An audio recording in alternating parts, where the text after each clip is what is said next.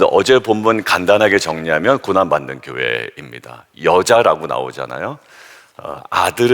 남자를 낳은 여자를 오늘도 13절에 박해한다라고 했는데 교회입니다. 자, 교회를 대표하는 이미지가 이 여자인데요. 고난받는 교회들에게 아마 물음표가 생길 거예요. 이거 무슨 도대체 일인가 라고 하는데, 그때에 하늘에 전쟁이 있다라는 7절의 구절로 시작을 하죠. 결론은 뭐냐면 그 용이 있죠. 용과 더불어 싸웁니다. 미가엘과 그의 사자들이. 결국 용이 패배하죠. 하늘에서 벌어진 일이에요. 우리 교회는 이 땅 가운데 지금 고난을 받는데 너희가 모르는 게 하나 있어. 보지 못했을 거야. 그런데 내가 하나 이야기해 줄게. 그러면서 하늘에 이미 전쟁이 벌어졌고 이미 승패가 결정이 난 싸움이 하나 있다라는 거예요. 그게 이제 용과 미가엘과 그의 사자들의 싸움이에요. 어떻게 됐어요? 이기지 못하여 다시 하늘에서 그들이 있을 곳을 얻지 못한지라 라고 그들이 쫓겨났대요. 자, 그런데 여러분들 이 이미지 가운데 하나 좀 분명하게 우리가 알아야 되는 것은 그들이 패배해서 이 땅 가운데 쫓겨나간 후에 권세를 가지고 우리에게 덤벼드는 것이 아니라 무엇을 가지고 우리에게 나오는지를 정확하게 봐야 됩니다. 아마 5년 전, 6년 전에 요한계시록 함께 묵상한 분들은 몇 가지 이제 파편 조각이 기억이 아마 나실 텐데, 그들이 패배했기 때문에 권세를 가지고 이 땅 가운데 올 수는 없어요. 자, 오늘 12절 맨 마지막 보죠. 우리에게 내려올 때 상태를 한번 보십시오. 맨 마지막을 보면 크게 분내어 너희에게 내려갔다라는 거예요. 여러분들 잘 생각해 보라는 거죠. 위에서 패배한 자가 권세를 가지고 내려갈 수는 없어요. 자기의 패배한 운명을 알고요, 얼마 남지 않은 줄도 알고요, 그들이 우리에게 내려온 상태는 마음에 크게 분노를 가지고 내려간 거예요. 우리나라 속담에 어떤 것이 있냐면 종로에서 뺨을 맞고 어디 가서 화풀이 한다고 그래요? 한강 가서 화풀이 한다고 그러죠. 바뀌었나요? 한강에서 뺨 맞고 종로 가서 화풀이 하진 않죠. 예, 그게 좀 어색하네요, 지금 얘기해도. 예, 종로에서 뺨을 맞았는데 그 분노하는 감정을 가지고 한강에 가서 화풀이를 하는 거예요. 지금 그게 딱 요 사단의 상태입니다. 그래서 지금 어떻게 되냐면 13절 박해를 합니다. 그 여자를 박해를 하는 거예요. 자, 패배한 자가 분노의 마음을 가지고 이 땅에 내려와서 박해를 하는 겁니다. 그럼 뭔가 앞뒤가 안 맞는 것 같잖아요. 권세를 가지고, 패배한 자가 권세를 가지고 내려오는 것도 아닌데 어떻게 우리를 박해할 수 있냐 말이에요. 근데 여러분들 사단에게 박해받아 보신 분 한 분 계세요?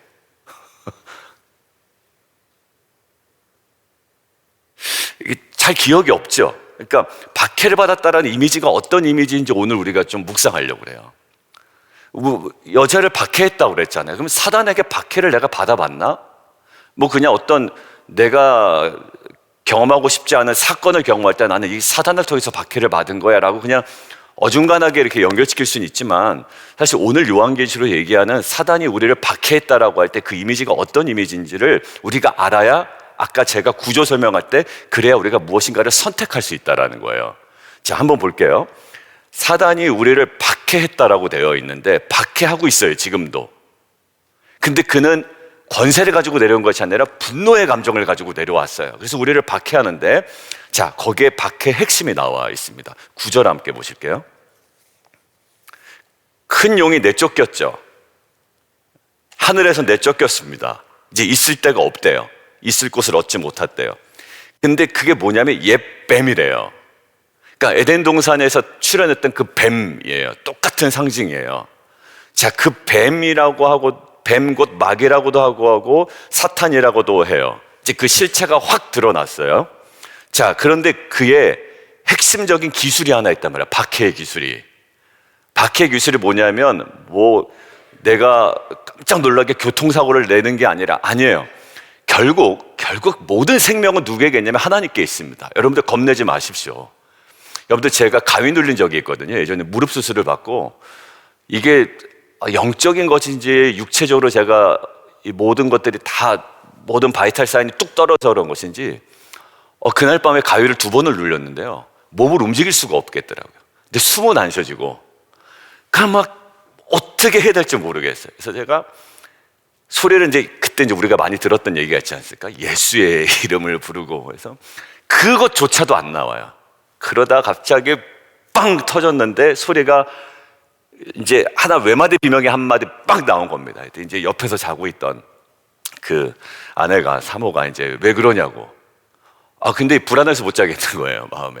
그래서 기도하고 잤는데도 또 2번째 가위를 눌렸어요. 제가 그다음부터 이제 밤이 되면 두려운 겁니다. 그때가 수술도 맞은 후고 몸도 잘 못 움직이고 이러니까. 근데 제가 더 그때 좀 약간 그랬던 게 뭐냐면 아내가 여기를 누가 밟고 지나가는 걸 느꼈다는 거예요. 그래서 제가 화장실에 가는 줄 알았대요. 왜냐면 제가 그때 무릎 수술 받은 다음에 걷는 게 이렇게 걷습니다. 이렇게요. 왜냐면 무릎을 못 구부렸어요, 한동안은. 근데 그 느낌으로 여기를 누가 밟고 지나갔다. 아니, 제가 전혀 화장실 가지 않았거든요. 그러니까 그 모든 분위기가 저한테는 조금 사실 그때 두려웠습니다. 그래서 저희 이제 누님하고 매형이 목사님, 사모님이니까 내가 힘들다, 좀 힘들다 그랬더니 저희 누님이 그러더라. 재영아, 하나만 기억해. 이미 예수님께서 모든 것들을 승리하셨어. 그러니까 너의 생명을 생명이 하나님께서 걷어가실지라도 그 모든 주권은 하나님께 있으니까 두려워하지 말라고. 찬송가 틀어놓고 막 이랬는데요, 그 이후로는 그런 것들 전혀 없었습니다. 여러분, 아무튼 이 사단이 할 수 있는 이 모든 지금 이 땅 가운데 내려서 하는 것들이 박해예요. 그리고 우리를 되게 해하려는 것 같지만 여기서 핵심이 뭐냐면 온 천하를 꿰는 자입니다. 분을 가지고 이 땅 가운데 하는 핵심이 온 천하를 꿰는 자고, 사자들도 그와 10절 마지막에 한번 보실까요? 자, 10절. 하나님 앞에서 밤낮 참소하던 자입니다. 그러니까 결국 우리를 어택할 때 어떤 것으로 어택하냐면 우리 생명을 건드린다, 이건 있을 수 없어요. 왜냐하면 욥기에서도 그랬지 않습니까? 욥기에서 너 생명 건드리지 마라. 그리고 건드릴 수 없어요. 사탄이 우리를 공격할 때 사탄 때문에 죽었다? 여러분들, 그건 말도 안 되는 거예요. 사탄이 할 수 있는 것은 단 한 가지가 있는데 뭐냐면, 제가 이렇게 메모를 해놨습니다. 그런데 말이야, 이게 사탄의 공격의 핵심이에요. 아니요, 사탄 때문에 내 분노가 폭발하고 감정이 폭발하고 부부싸움을 했는데요, 거기에 맨 첫 단계가 뭐냐면, 그런데 말이야, 이거입니다. 그러니까 내가 사탄 때문에, 마귀 때문에 분노했다라고 할 때 결국 나를 격동시킨 거기에 핵심이 뭐냐면 사탄의 꾀임입니다. 그것이 사탄의 박해의 본질이라는 거예요. 사탄이 뭐라고요? 속이는 자라는 거 아니에요. 근데 그 사탄의 본질이 어디서부터 나왔냐면 에덴 동산에서부터 나왔습니다. 저는 가스라이팅이 나쁜 이유가 사단의 방법이기 때문에 그렇다고 저는 생각이 들어요. 여러분들, 그 에덴 동산에서 사단이 한 방법이 요즘의 용어로 따지면 가스라이팅 한 겁니다. 뭐라고 가스라이팅해요? 그런데 말이야 라는 거예요. 그런데 말이야. 사람들이 막 은혜 받고 있습니다. 근데 그런데 말이야. 여러분들, 이 한마디가 얼마나 파괴적인지 몰라요. 그리고 이단들이 쓰는 특징이 뭐냐면 과연 그럴까? 이겁니다. 과연 그럴까? 여러분들, 과연 그럴까 하면 우리로서 이해되지 않는 부분들이 있잖아요. 신앙의 부분들에서. 과연 그럴까? 라고 하고 거기다가 자신의 모든 가설들을 다 넣어버려요. 근데 그게 성경적이냐? 근데 성경에 나와 있지 않은 이야기인데도 불구하고 우리는 과연 그럴까 그 한마디 때문에 거기에 그냥 완전히 속절없이 넘어갈 때도 있단 말이죠. 그런데 말이야, 진짜 너네가 안 먹는 게 최선일까? 먹으면 하나님처럼 된다고 하는데, 여러분들, 여기에 무너진 거거든요. 여러분들, 결국 사단이 우리를 무너뜨렸습니다. 여러분들, 어떤 식으로 무너뜨렸다고요? 꾀무로, 우리를 비진리로 이끌어감으로, 진리에서 멀어지게 함으로 우리를 깬단 말이죠. 그러니까 지금 이 땅 가운데에 우리의 사단의 공격은 뭐냐면 비진리를 우리 마음에 심어두는 겁니다. 그리고 과연 그럴까? 그런데 말이야, 지금 너무 좋아. 아니야, 정말 이게 좋은 걸까? 라는 거예요. 여러분들, 우리가 부부싸움을 하더라도요, 결국 어떤 거냐면 사단이 내게 준 그릇된 감정과 그릇된 생각 때문에 이상하게 아내를 판단하게 되고 내가 오해하게 되고, 그것 때문에 사단은 힘 하나도 쓰지 않아요. 오직 하나 합니다. 뭐냐면 나의 생각을 꿰는 거예요. 여러분들, 그래서 신약 성경에서 하나님께서 우리가 왜 기도해야 되냐 하면 기도의 응답을 받아야 되기도 하지만 다른 관점에서 기도를 우리에게 요청하시는 경우가 있습니다. 권면하시는 경우가 있어요. 어떤 경우냐면 너희가 기도하면 지각에 뛰어난 하나님의 평강이 너희의 뭐와 뭐를 시킨다? 너희의 마음과 너희의 생각을 지키신다라는 거예요. 여러분들, 영적 싸움에서 뭐 하라고 그러던가요? 무기를 갖추라고 그러던가요? 아니죠.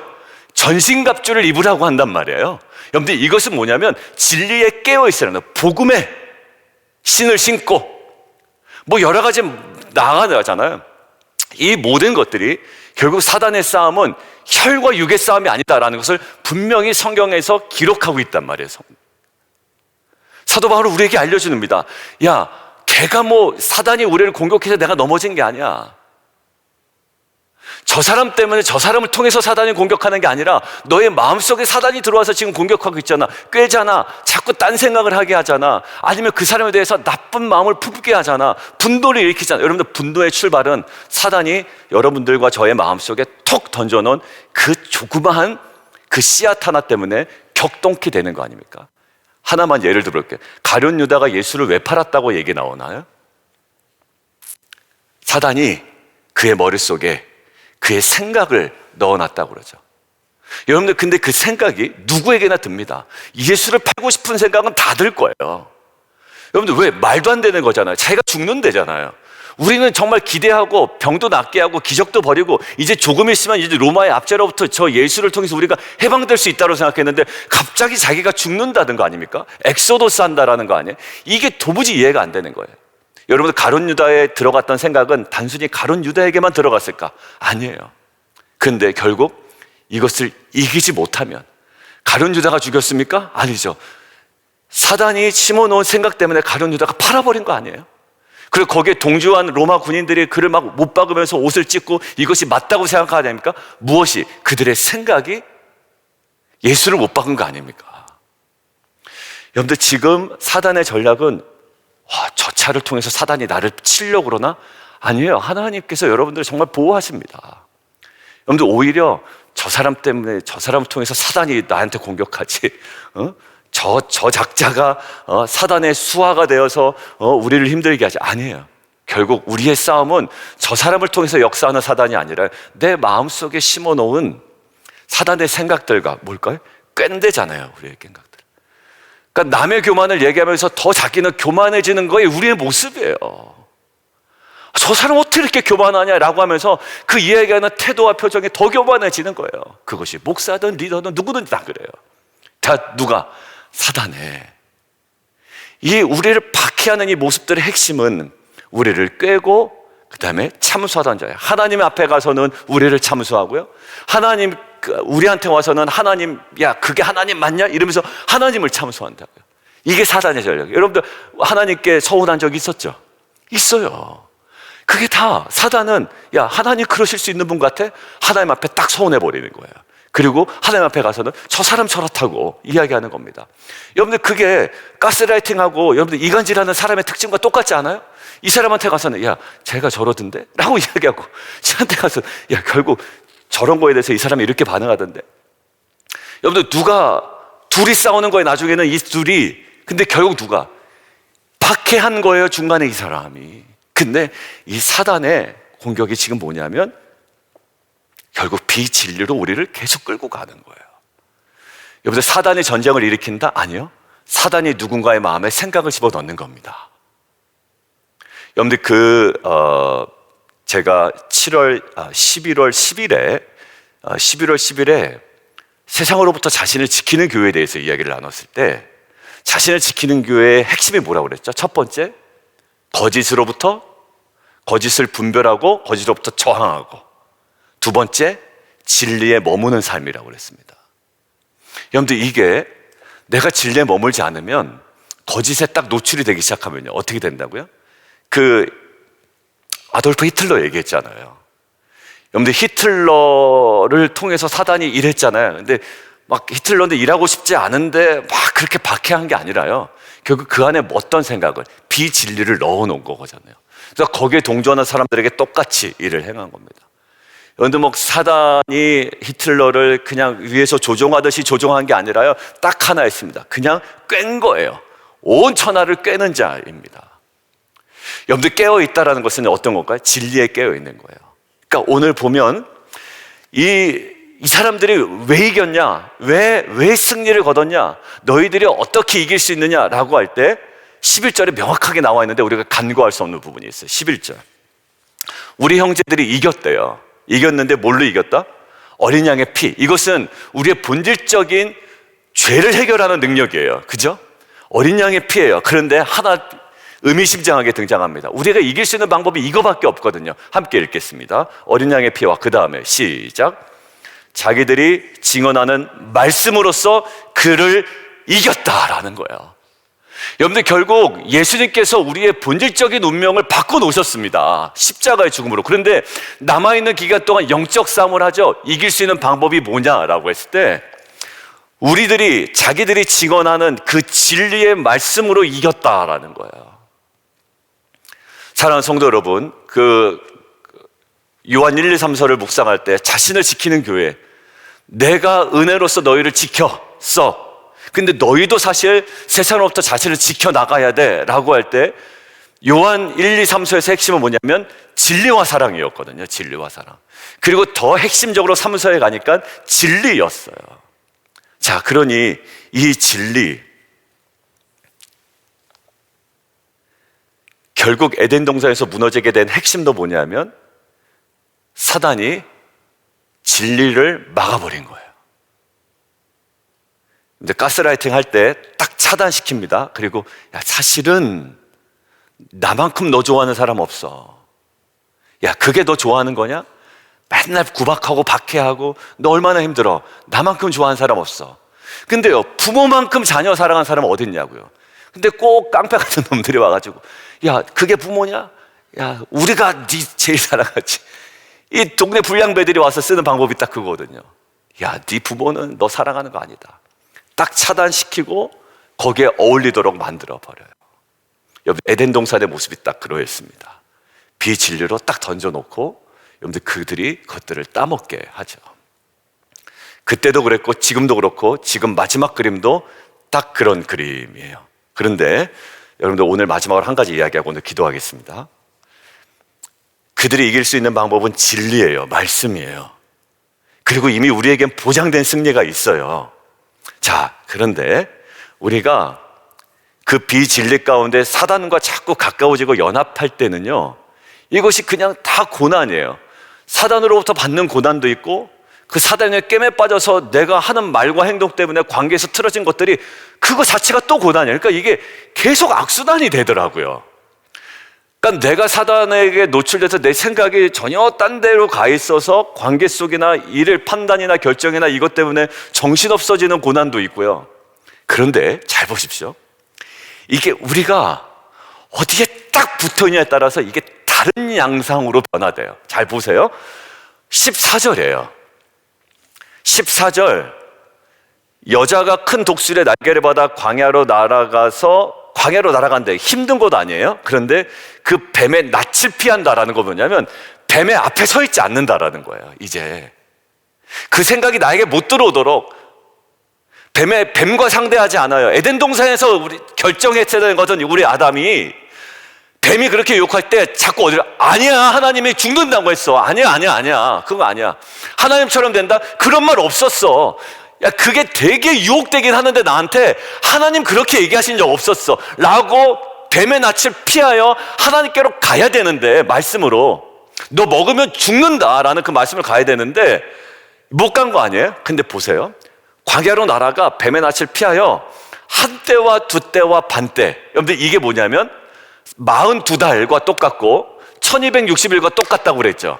이게 3년 반이죠. 한때 1년, 두때 2년, 1년, 2년 더하기 3년, 반때 반년, 3년 반. 이게 무슨 시기라고요? 예수님 초림과 재림까지의 교회가 대체적으로 고난받는 이 시기를 얘기한다. 근데 이때 결국 어디서요? 이게 모든 시간이다?